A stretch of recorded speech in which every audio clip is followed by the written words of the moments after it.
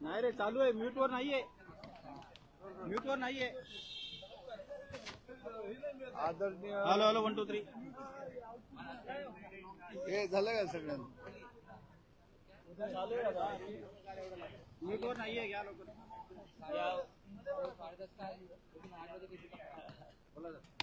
आदरणीय मुख्यमंत्री उपमुख्यमंत्री एकनाथजी शिंदे साहेब यांच्या अध्यक्षतेखाली एसटीच्या प्रश्नाच्या संदर्भामध्ये बैठक संपन्न झाली। या बैठकीसाठी राज्याचे परिवहन मंत्री आदरणीय प्रतापजी सरनाईक साहेब होते आणि सगळ्या राज्यातल्या कर्मचाऱ्यांच्या संघटना या ठिकाणी उपस्थित होत्या।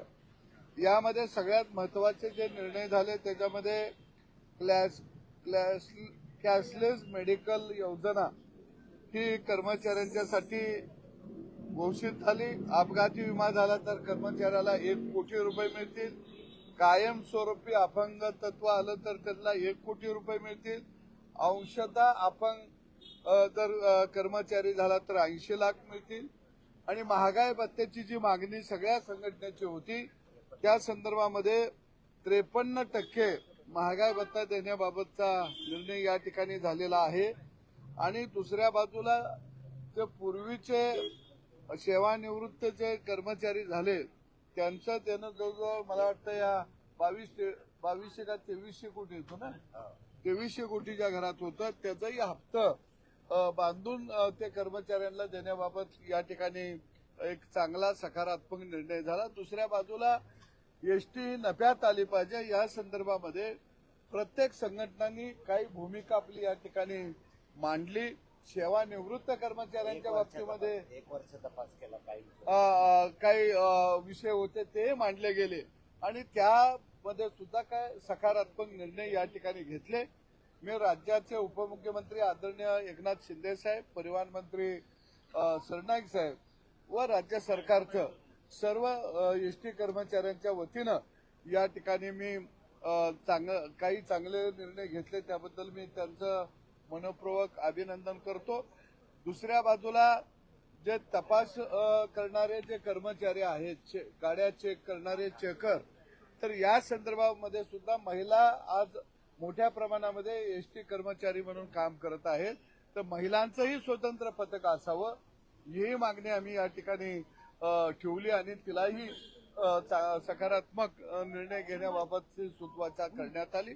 निश्चित आजची बैठक ही फलदायी आणि एसटी कर्मचाऱ्यांच्या दृष्टीने चांगली झाली असं मी मानतो। धन्यवाद। आज एसटी महामंडळाच्या कृती समितीची सर्वच संघटना एकत्रित बसून आज पहिल्यांदा एसटीच्या इतिहासात असा दिवस होता की एकमेकाची तोंड बघणारे सगळे म्हणजे आमचे सदाभाऊ होते, आनंदराव होते, या सगळे मिळून आम्ही एकत्रितरित्या आज उपमुख्यमंत्री आणि परिवहन मंत्र्यांच्या समोर एसटी कामगारांचं वेतन राज्य सरकार एवढं व्हावं याचा हट्ट केलेला आहे। आज उपमुख्यमंत्री महोदयांनी 53% महागाई भत्ता जाहीर केलाय। सेवानिवृत्तांना 1 वर्षाचा पास जाहीर केलाय। कंडक्टर लोकांची रोज जी कटकट चालू होते की बाबा 1 रुपयाच्या पटीतल्या भाडेवाढीमुळे आणि त्यामुळे 5 रुपयाच्या पटीत ती भाडेवाढ असावी अशी आग्रही मागणी सर्वांनी केली। त्याच्यावरती आमचे संजय शेट्टी साहेब जे आहेत आमोसा परिवहन यांना तातडीने एकनाथजी शिंदे साहेबांनी सूचना दिलेल्या आहेत।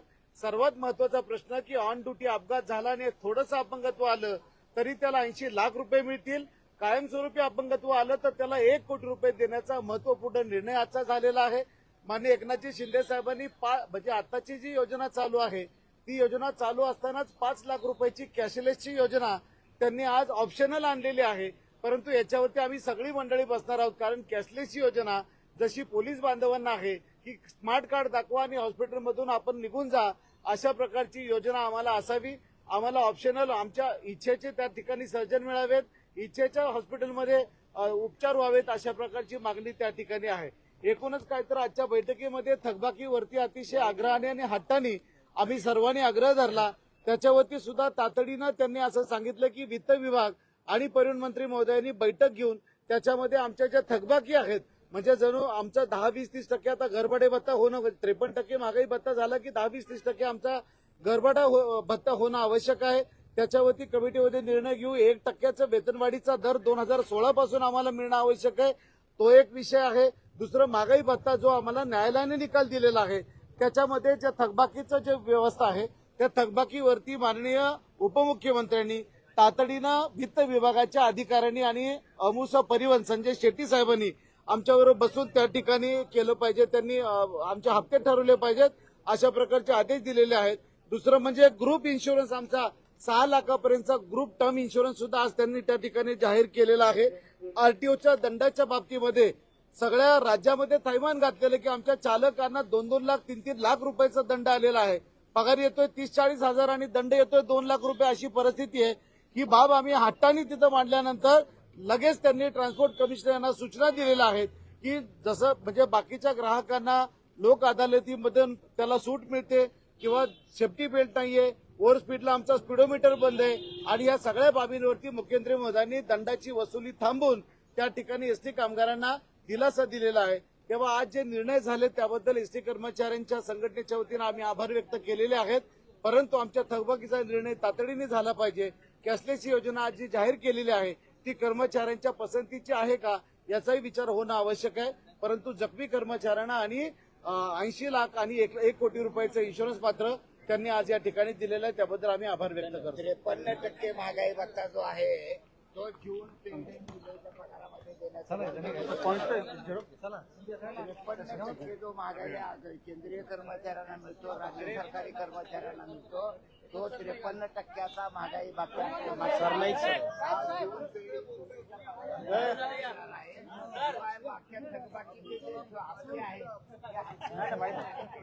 कोण ना बाईट तुम्ही या साहेब या. झालं सगळं बाहेर नाही झालं साहेब या.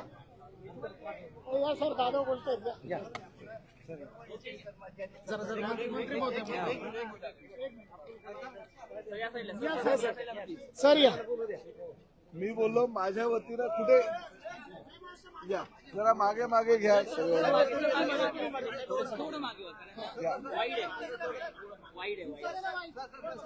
मागे जाऊ. थोडं मागे आपला कॅमेरा इकडे लागलाय, इकडे बघा.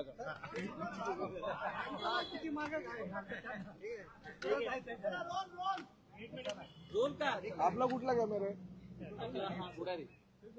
इकडे लेफ्टला आपला कॅमेरा, आपला इकडे आहे सर. काय कॅमेरा समोर आहे सर. आज महत्वाची बैठक झालेली आहे एसटी कर्मचाऱ्यांच्या एकूणच भवितव्याबद्दल आणि त्यांच्या विविध मागण्यासंदर्भात काय सकारात्मक निर्णय. शिवसेना पक्षाचे मुख्य नेते आदरणीय उपमुख्यमंत्री एकनाथजी शिंदे साहेबांच्या अध्यक्षतेखाली एक बैठक झाली आणि त्या बैठकीमध्ये महाराष्ट्रातील सर्व कामगार संघटनांना आम्ही आमंत्रित केलं होतं आणि त्या बैठकीमध्ये अनेक ऐतिहासिक निर्णय घेतले असं म्हणायला हरकत नाही. एसटी महामंडळाची आर्थिक परिस्थिती तशी वाईट असतानाही कामगारांच्या हक्कासाठी हे महायुतीचे सरकार नेहमीच अग्रेसर आहे हे आम्ही आजच्या ह्या बैठकीच्या निमित्ताने ज्या घोषणा केल्या त्यामध्ये दाखवून दिलेलं आहे. मुख्यमंत्री आदरणीय देवेंद्रजी फडणवीस आणि अर्थमंत्री आणि उपमुख्यमंत्री आदरणीय अजितदादा पवार यांनी एसटी महामंडळाला सक्षम करावं अशा सूचना मला केलेल्या आणि त्या माध्यमातून ज्या ज्या काही योजना भविष्यामध्ये एसटी महामंडळाच्या माध्यमातून राबवायच्या आहेत त्यासाठी ह्या महायुती सरकारनं पूर्णपणे पाठिंबा मला माननीय मुख्यमंत्री आणि दोन्ही उपमुख्यमंत्र्यांनी दिलेलं आहे आणि त्याचंच फलित म्हणून जवळजवळ 23.5 ते 24 कोटी रुपयाचा भार दर महिन्याला आमच्या एसटी महामंडळावर येत असताना सुद्धा अनेक महिन्यांपासून जी आमच्या कामगारांची मागणी होती की जो महागाई भत्ता आहे तो 46% हा दिला जातो, परंतु शासकीय कर्मचाऱ्यांना मात्र तो 53% दिला जातो. ही जी मागणी आहे ती आज आम्ही मान्य केलेली आणि 53% महागाई भत्ता हा एसटी कर्मचाऱ्यांना देण्याचं मान्य केलेलं आहे.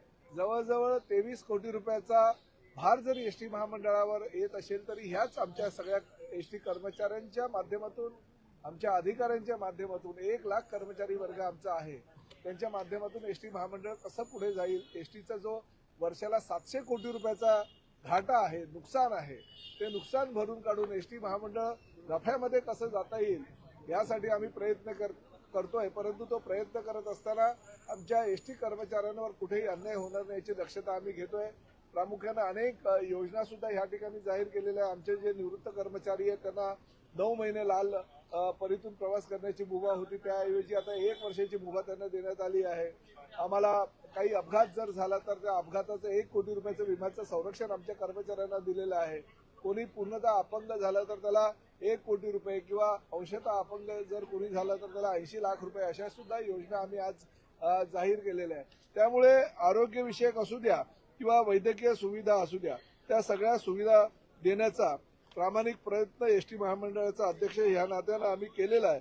आणि ह्या सगळ्या योजना राबवत असताना महात्मा फुले जन आरोग्य सेवेच्या अंतर्गत आमची एक सेवा आम्ही ह्या कर्मचाऱ्यांना देतोय. म्हणजे 5 लाखापर्यंतचं आरोग्य विषयकचा एक खर्च जो असतो तो सुद्धा खर्च एसटी महामंडळाच्या माध्यमातून उचलण्याची तयारी आज महामंडळाच्या ह्या सगळ्या कामगारांच्या बाबतीतली जो म्हणजे बैठक झाली त्या बैठकीमध्ये निर्णय घेण्यात आला. म्हणजे एसटी कर्मचाऱ्यांना महात्मा फुले जन आरोग्य सेवा किंवा दुसरी योजना या दोन्ही योजनांचा त्यांना त्यापैकी एक योजनेचा लाभ घेता येईल अशा घोषणा आज करण्यात आल्या. प्रामुख्यानं उपमुख्यमंत्री एकनाथ शिंदे साहेबांचं विशेष प्रेम एसटी महामंडळातील आमच्या सगळ्या कर्मचाऱ्यांवर आहे. त्यामुळे आजच्या ह्या बैठकीच्या अनुषंगानं सगळे आमचे कर्मचारी संघटनेचे प्रतिनिधी उपस्थित होते आणि त्यांच्या समक्ष हा निर्णय आज घेण्यात आला. एसटी कर्मचारी संघटनेने देखील स्वागत केलेलं आहे. सर्व लोकांनी गेले कित्येक नाही, वर्ष मागण्या रखडल्या होत्या. मी एसटी कर्मचाऱ्यांचं त्यांनी स्वागत केलं, त्यांचा आभार मानतो. परंतु एक गोष्ट मात्र त्यांना सांगतो की त्यांच्या ज्या मागण्या आहेत त्या सगळ्या मागण्या आम्ही मान्य करायला तयार आहोत, त्या जर कायद्याच्या चौकटीत बसत असतील ते. पण आता एसटी महामंडळ नुकसानीमध्ये 700 कोटी रुपयाचा एसटी महामंडळाचं जो नुकसान आहे तो नुकसान भरून काढण्यासाठी ह्या सरकारनं दरवर्षी 5,000 नवीन बसेस घेण्याचं धोरण केलेलं आहे. जीसीसी तत्वावर ज्या भाडे तत्वावर आम्ही बसेस घ्यायचो तो त्या रद्द करून नवीन बसेसच्या माध्यमातून सर्वसामान्य प्रवाशांना सुविधा देण्याचा आम्ही प्रयत्न करतोय. असं असताना ह्याच कर्मचाऱ्यांच्या माध्यमातून जर आम्हाला योग्य ते त्यांचं सहकार्य मिळालं, निश्चितपणे पुढल्या 2 ते 3 वर्षामध्ये एसटी महामंडळ नफ्यात येण्याची शक्यता नाकारता येत नाही. 700 कोटी रुपयाचा तोटा भरून काढून आम्ही नफ्यामध्ये कसे पुढे जाऊ यासाठी आम्ही प्रयत्न करतोय आणि त्यासाठी आम्हाला सगळ्या कर्मचाऱ्यांनी साथ देण्याची गरज आहे. ऑपरेशन सिंदूर को लेकर के सभी पार्टियों की तरफ से जो अपोजिशन में है वो विशेष सत्र की मांग कर रहे हैं, पत्र लिख रहे हैं पीएम को. आप किस तरह से देखते हैं? नहीं, देखिए उसमें कुछ गलत नहीं है. ऑपरेशन सिंदूर के माध्यम से अगर सत्र बुलाया जाएगा तो भी उसमें माननीय पंतप्रधान आदरणीय नरेंद्र मोदी जी हम अपनी भूमिका स्पष्ट करेंगे. मगर आज मैं उन सब सांसदों का भी मुझे अभिमान है कि 20-21 तारीख से हमारे सभी सांसद, हमारे खासकर सबसे युवा सांसद श्रीकांत शिंदे जी के नेतृत्व में बहुत सारी टीम पूरे दुनिया में घूम रही थी. और कल हमारे कुछ सांसदों का एक दल वापस भी आ रहे हैं. हम स्वागत कर रहे हैं मंत्री के नाते. सभी मंत्रीगण हम एयरपोर्ट पे भी जाने वाले. तो ऐसी परिस्थिति में हमारी देश की भूमिका जो है, अगर दुनिया को हम बता सकते हैं हमारे सांसदों के माध्यम से, तो देश के हमारे विरोधी पार्टी के लोगों को भी हम दिखा देंगे कि ऑपरेशन सिंदूर की क्या परिस्थिति थी और किस कारण ऑपरेशन सिंदूर का यह निर्णय लिया गया. बहुत ही अच्छा और सभी 140 जनता को जो प्यार करने वाला निर्णय, प्यारा निर्णय आदरणीय हमारे मोदी जी ने लिया, इसके लिए उनका मैं इस महाराष्ट्र का मंत्री होने के नाते स्वागत करता हूँ. दिल्ली में प्रेस कॉन्फ्रेंस की और उन्होंने 2 सवाल खड़े किए. कह रहे कि प्रधानमंत्री जो है क्यों जो विशेष सत्र नहीं बुला रहे. अगर हम वो नहीं बुलाएंगे तो हम ट्रम्प को बोलेंगे क्योंकि वो ट्रम्प की बात सुनते हैं और ट्रम्प ही देश को चला रहे. तो हम ट्रम्प को बोलेंगे तो वो सत्र बुलाएंगे. पहली बात. पहले तो संजय राउत साहब ने ट्रम्प के पार्टी में शामिल होना चाहिए, क्योंकि अगर वो उनके पार्टी में शामिल हो जाएंगे तो ही वो ट्रम्प को बुला सकेंगे. तो पहले तो उनका स्वागत ट्रम्प की पार्टी में वो जाना चाहिए, उसका हम स्वागत करते हैं. मगर ऐसी जो संजय राउत साहब की जो बातें हैं वो कुछ ना कुछ कहना उनको पड़ता है.